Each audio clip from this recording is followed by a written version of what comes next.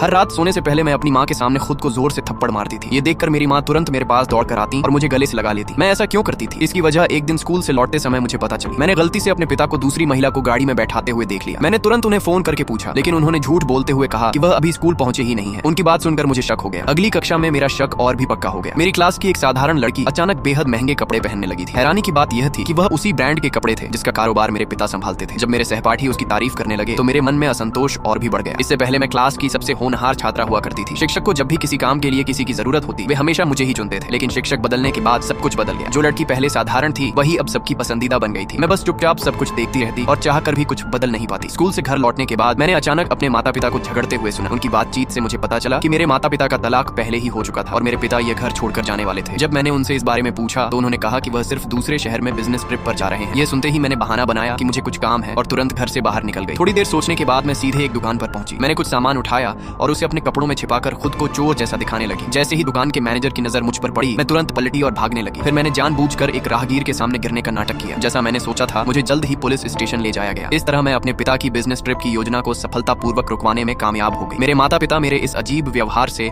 बेहद परेशान और हैरान थे। जब उन्हें पता चला कि मैंने सिर्फ कुछ पैकेट चिप्स चुराए थे तो मेरे पिता और भी ज्यादा उलझन में पड़ गए। हालांकि मैंने अपने पिता को जाने से रोक दिया था, लेकिन घर का माहौल अभी भी बहुत अजीब था। इसलिए उस रात मैंने फिर से ठंडे पानी से नहाया। अगले दिन जब मेरे पिता मेरे कमरे में मुझे अलविदा कहने आए तो उन्होंने देखा कि मैं बिस्तर पर तेज बुखार में पड़ी थी। उनकी बिजनेस ट्रिप एक बार फिर रुक गई, लेकिन मैं जानती थी कि इस तरह की तरकीबें ज्यादा समय तक काम नहीं करेंगी। मुझे समझ आ गया था कि अगर सच में सब कुछ बदलना है तो मुझे अपने पिता का फैसला बदलना होगा। कुछ ही दिनों बाद स्कूल में एक भाषण कार्यक्रम आयोजित हुआ। उस कार्यक्रम में उस लड़की और मैंने एक ही मंच पर प्रस्तुति दी। नीचे बहुत सारे लोग हमें देख रहे थे। जैसे ही लाइट बदली मैंने जानबूझकर ऊंचे मंच से नीचे गिरने का नाटक किया। इस घटना ने तुरंत शिक्षक का ध्यान अपनी ओर खींच लिया। जब उन्होंने मुझसे पूछा कि आखिर हुआ क्या था तो मैंने कहा कि मुझे लगा किसी ने मुझे पीछे से धक्का दिया था, लेकिन मुझे नहीं पता कि वह कौन था। हालांकि उस समय मंच पर मेरे और उस लड़की के अलावा कोई और मौजूद नहीं था। ऐसा लग रहा था कि मेरी योजना आखिरकार सफल हो गई थी।